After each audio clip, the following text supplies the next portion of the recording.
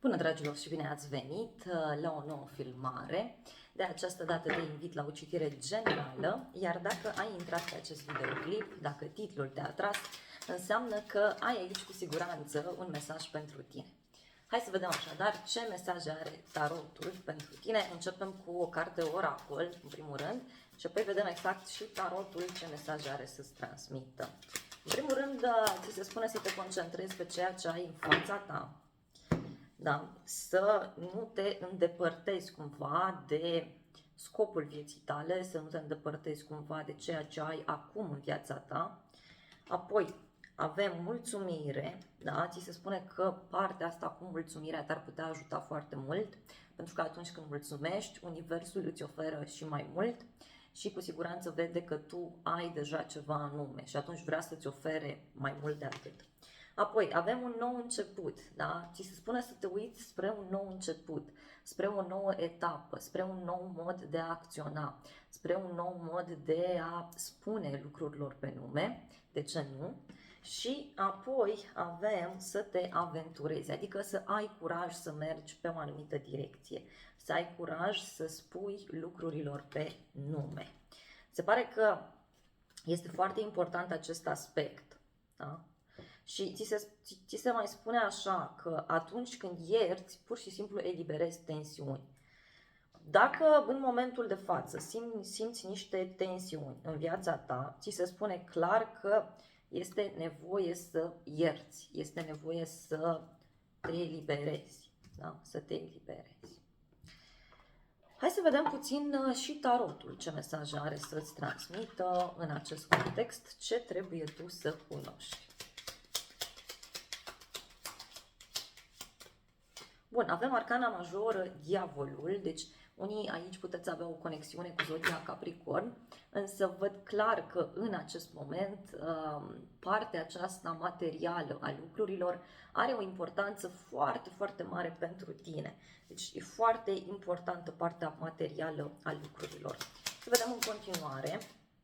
Avem regina de cupe, o legătură, văd aici, cu o zodie de apă, rac, scorpion sau pești. Însă văd clar că emoțiile tale sunt foarte puternice în acest moment. În acest moment. Cumva îți dorești ceva foarte mult, ești gata să lupți pentru o persoană anume, pentru o situație. Și mai văd că unii este nevoie să vă învingeți o teamă, este nevoie să faceți o alegere importantă. Doi de monede, eremitul. Stai și analizezi foarte, foarte profund o situație. Spuneam că este vorba despre ceva care ție personal îți creează foarte mari emoții. Și stai și analizezi foarte profund o situație anume. De asemenea, văd faptul că este nevoie în acest moment să te folosești de experiența ta de viață, să îți asculți sufletul, pentru că eremitul este cel care este singur. Deci ți se cere să stai puțin singur, să analizezi o situație anume și să iei o decizie fix așa cum consideri tu. Fix așa cum consideri tu.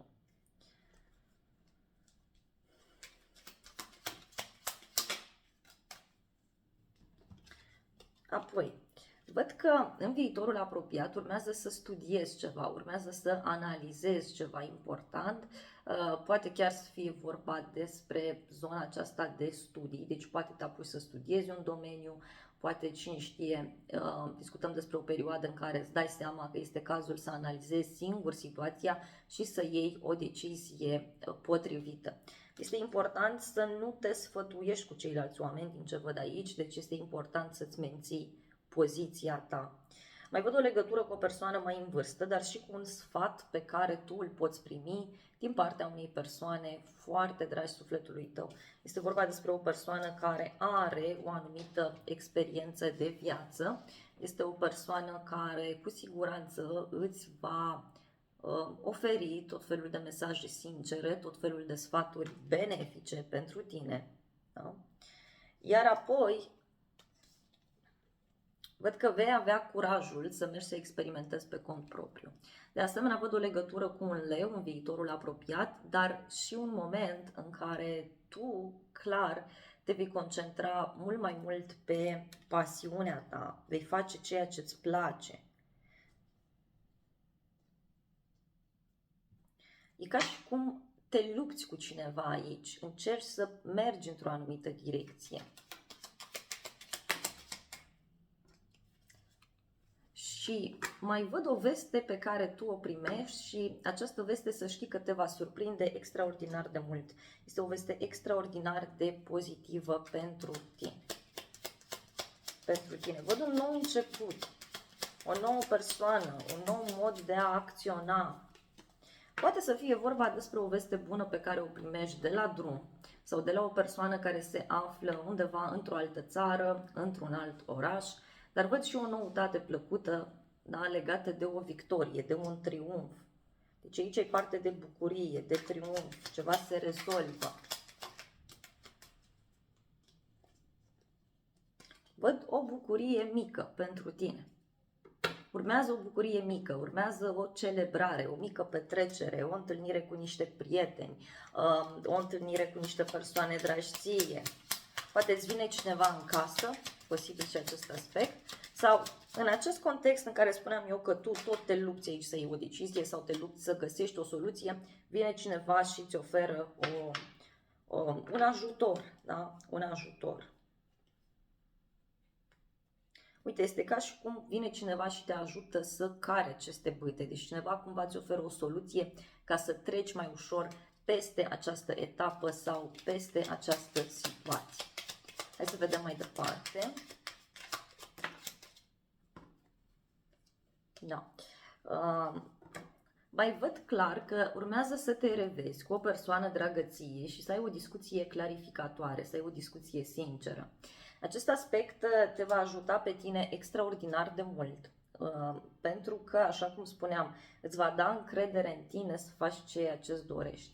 E ca și cum tu aici te afli pe un drum, da? Ești foarte emoțional, nu știi ce să faci, stai și analizezi problema singur. Unii spuneam că mergeți și căutați un răspuns la o persoană dragă vouă și încercați să vă lămuriți. Dar apoi văd că tu vei avea curajul necesar și vei face ceea ce vei simți. Vei acționa fix așa cum îți va spune sufletul. Hai să vedem și acest oracol, ce mesaje are pentru tine în acest moment, ce trebuie să cunoști. Văd un obstacol pentru tine, un obstacol care se pare că fie are legătură cu o familie, cu un grup de oameni, poate este un blocaj pe care și oamenii din jurul tău l-au trăit, poate cei din familie, prietenii. Un blocaj de a ieși cu prietenii, un blocaj pe partea aceasta de a avea o familie fericită, de a-ți găsi cumva liniștea. Și apoi văd aici o persoană foarte sigură pe ea, este o persoană asumată care își impune tot felul de reguli. Este cineva care știe foarte, foarte bine ce își dorește și în unele cazuri văd aici chiar un nou proiect care poate să apară sau o nouă iubire. Deci poți să cunoști pe cineva de la muncă. De la muncă.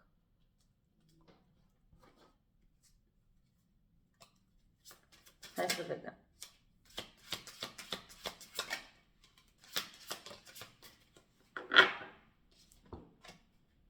Uite, văd aici o regină de gheață.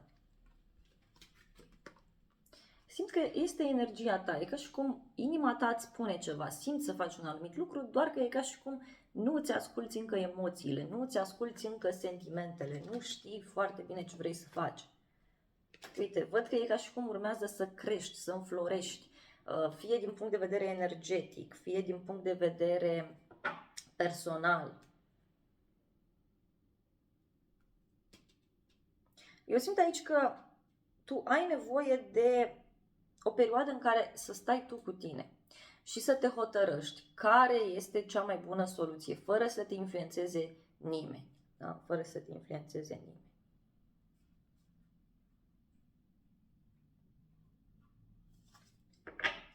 Hai să vedem și îngerii ce zic. Îngerii vorbesc despre abundență, da? Despre faptul că este bine să nu te oprești, să nu te oprești din această nouă direcție pe care tu ai ales-o. Și nu trebuie să te oprești. Pentru că văd aici abundență, văd aici deschidere, văd aici bucurie. Trebuie să mergi înainte, fără teamă. Cu siguranță, simt aici că este ca o poveste de viață pentru unii dintre voi. Multă teamă, apoi o perioadă de singurătate, apoi iar aici văd că încerci să iubești, încerci să studiezi și până la urmă îți dai seama că este bine să faci doar ceea ce simți tu, fără să-ți mai fie teamă, fără să mai iei în considerare tot ceea ce spun oamenii din jurul tău. Pentru că fiecare om are părerea sa, pentru fiecare om frumusețea este diferită, pentru fiecare om are plăcerile sale și nu ai cum să-i mulțumești pe toți. Da? Cel mai bine este să fii autentic, să fii tu și să faci ceea ce-ți spune sufletul. Da? Hai să vedem și oracolul îngerilor, ce spune, sfaturi de la ei. Și se spune să-ți deschizi mintea, exact ce spuneam mai devreme.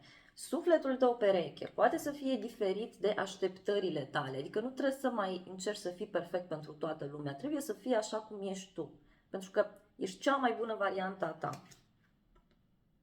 Uite, ascultă-ți emoțiile, ascultă-ți sentimentele și ți se spune să fii puțin mai răbdător, pentru că simt aici o oarecare energie de nerăbdare, deci cumva fie tu nu ești răbdător, fie lucrurile din viața ta se mișcă așa cu viteza luminii. Repet, pentru cei mai mulți simt că este aici cam ca o poveste de viață. Dragii mei, acestea au fost previziunile de această dată. Eu îți mulțumesc pentru atenție, te îmbrățișez cu mare drag, iar dacă ai rezonat cu mesajele, te invit cu drag să apeși butonul de like, să lași un comentariu. De asemenea, te invit să te abonezi canalului, să apeși clopoțelul și dacă vrei, te aștept cu drag și la previziuni pe zodii pe celălalt canal de YouTube și de asemenea te invit cu drag și pe aplicația Tarot by AI. Acum sunt niște funcții noi în care poți să vezi numărul norocos, culoarea norocoasă din ziua respectivă pentru tine, apoi ai acolo o citire pentru viitor într-o modalitate nouă, cu un tarot nou pe care acum îl dezvolt și tot acolo ai și o citire personalizată, de fapt ai mai multe, depinde când ai nevoie de răspuns, în care ne vedem, ne auzim, deci este un concept inovativ în domeniul acesta. Te îmbrățișez cu drag și îți doresc să ai parte de o zi sau de o seară cât mai frumoasă și nu uita să ai curaj și să fii bun atât cu tine cât și cu ceilalți.